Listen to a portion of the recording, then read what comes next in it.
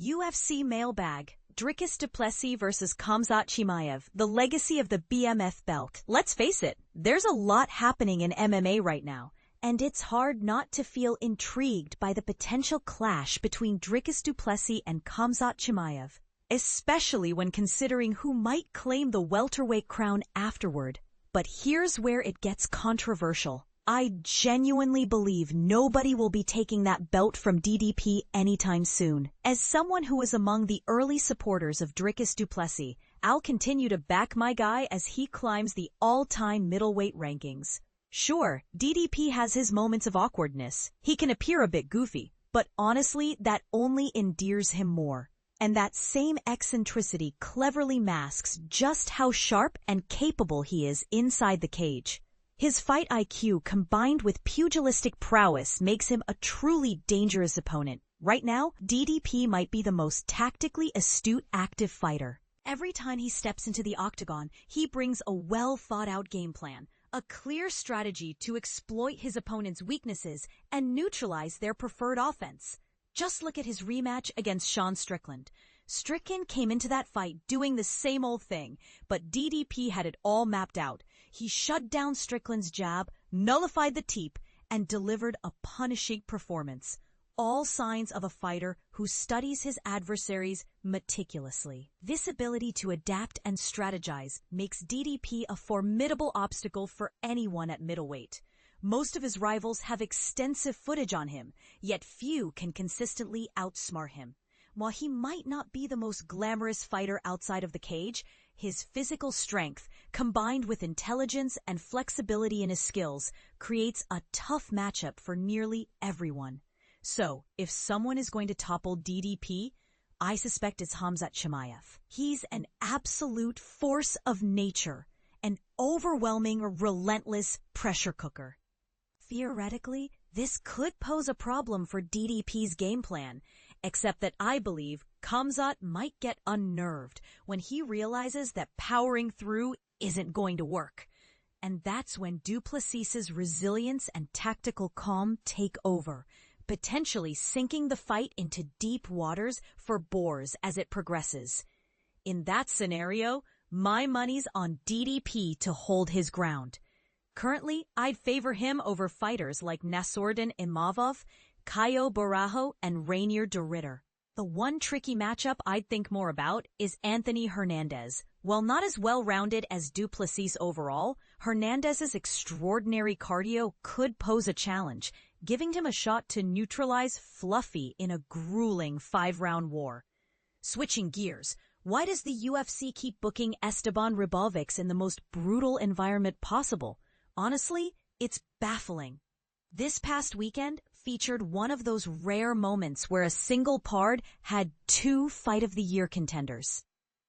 Ribovics versus Elfsbrenner was an all-out, adrenaline-pumping brawl that certainly deserved the spotlight.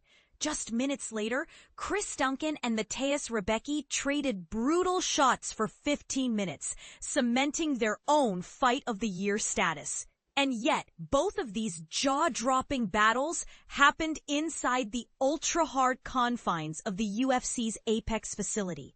Why expose these fighters, who clearly shine in front of a live crowd, to the sterile, empty gym environment? Some might say the UFC simply doesn't prioritize spectacle anymore. Ribovics, for instance, has now collected 3 Fight of the Night bonuses in a row, including 2 that could be Fight of the Year. The guy is built for the fans, for hype, and for the chaos of actual crowd energy. It's a shame he's confined to the soulless arena in Las Vegas.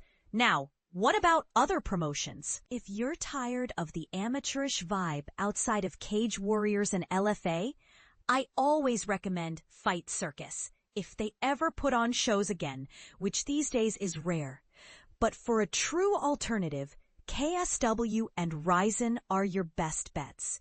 Ryzen can be tricky because of the time zone, often requiring you to stay up until 5 a.m. Eastern to catch the fights.